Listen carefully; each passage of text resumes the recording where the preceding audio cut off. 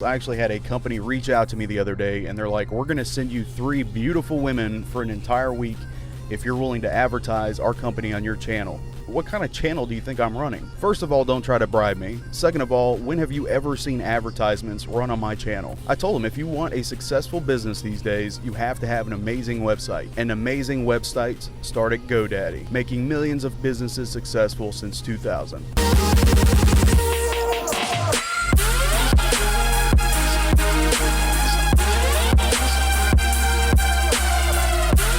Hey guys, what is going on? So let me start the video by saying I was in no way whatsoever paid or given a discount from GoDaddy. It was just a joke. I'm not sponsoring anybody. I'm not going to start putting ads all over my channel. But there are 2 reasons why I use GoDaddy as an example. Number 1, that's who my web host is. And for those of you that don't know what a web host is, that is where I got officer401.com from. The second reason is actually kind of funny. I happened to call them yesterday. I had a few users on the forum that sent me messages and they were like, hey dude, just letting you know you've got a few vulnerabilities on the website. You might want to get these fixed. So my stupid ass tries to fix the website. I screw the whole thing up, and so I ended up, I fixed most of it, but I ended up giving them a call because I wanted to make sure that everything was secure. So they ended up connecting me with the most awesome customer service representative I have ever dealt with. Again, I'm not sponsoring them.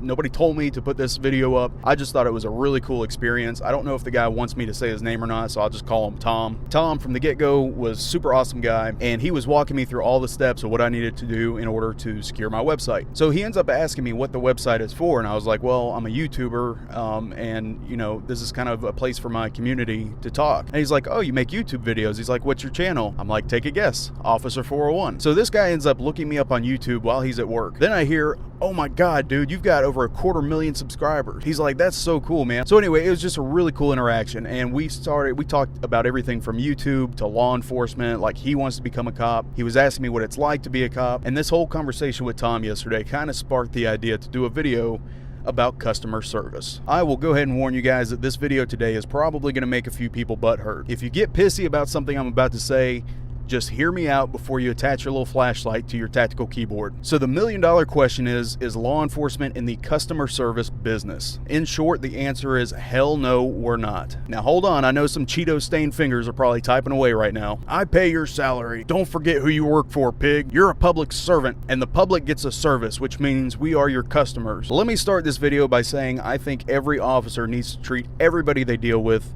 dignity and respect. But let me explain why the general public are not our customers. This is going to make your head spin. Let me start by asking you this. What is the customer service philosophy? That the customer is always right?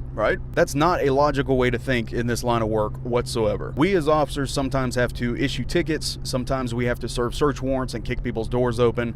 Sometimes we have to tase people, OC spray people. Sometimes people get bit by canines. Would it still be fair to call that a customer service job? Imagine if Burger King trained their people to pepper spray somebody if they didn't order their food within like the first 5 seconds. Hi, welcome to Burger King. What can I get for you?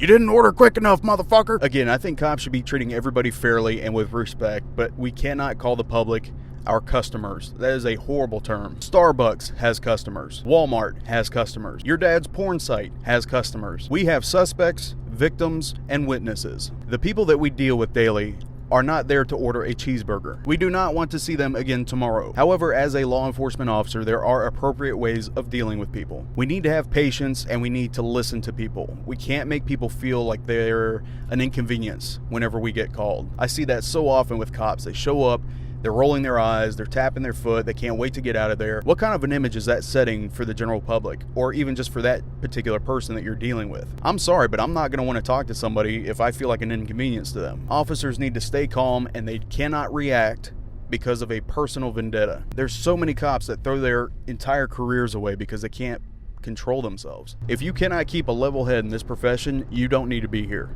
Not to mention, we don't want to work with you. And part of the problem is also upper administration. We live in such a politically correct and sensitive society these days. Everyone's feelings get hurt over everything. Everybody's offended by everything. We used to have simple words that have turned into sentences because we don't want to offend anybody. A new officer screws up a little bit, the department comes out with an entirely new departmental policy affecting everybody. An officer screws up a lot, they end up making case law, and it changes things for law enforcement officers across the nation. I know that the word customer service sounds sounds good, and it sounds horrible that I'm saying we shouldn't be using that term, but we don't want repeat customers. We want peace. We are peacekeepers. We want people to stop shooting each other and doing dumb shit. But it's not logical whatsoever to expect the police to treat everybody across the board like they're walking into Home Depot to buy a hammer or a plunger to unclog their toilet. Having the customer service mindset all the time is what gets officers killed. It's what makes them hesitate when they have a gun pointed at their head and they're still trying to say, sir,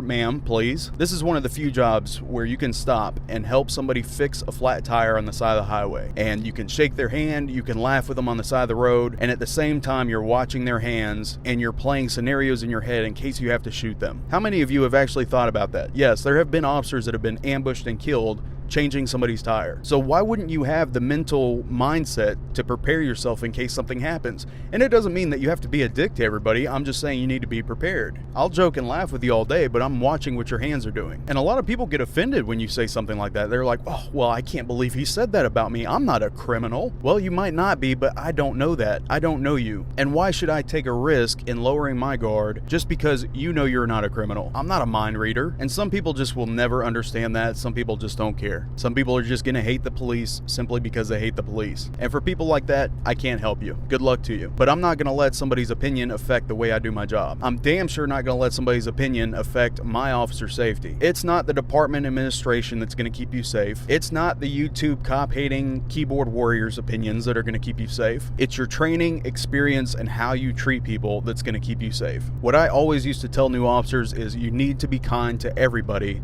until it's time to be an asshole. You'll know when that time comes, and a lot of times that's just common sense. I don't need to be an asshole to somebody just because they pull out their phone and they want to start filming me. Go for it. I'll smile and wave. But when there's an imminent threat of physical violence, you bet your ass I'm going to be an asshole. But in conclusion, remember to treat everyone fairly. That is the bottom line. But let's get away from using that whole customer service term. Guys, that is it for today. Thank you so much for the support. I sincerely appreciate it. I am going out of town for some training, and I'm going to be gone all week. So I'm going to be in a different part of Georgia. I might do a live stream or something like that. I don't know yet if I'm going to be able to get out a video, so that's why I wanted to get one out today. But I'm going to try my best to film one even when I'm out of town. I'm going to take my laptop and all my recording equipment and all that. So if you guys have any questions, leave them in the comments section below, and I will try to address them accordingly. Thank you guys so much. I hope you had a great weekend. I hope Monday doesn't suck too much for you tomorrow. I will see you guys very soon.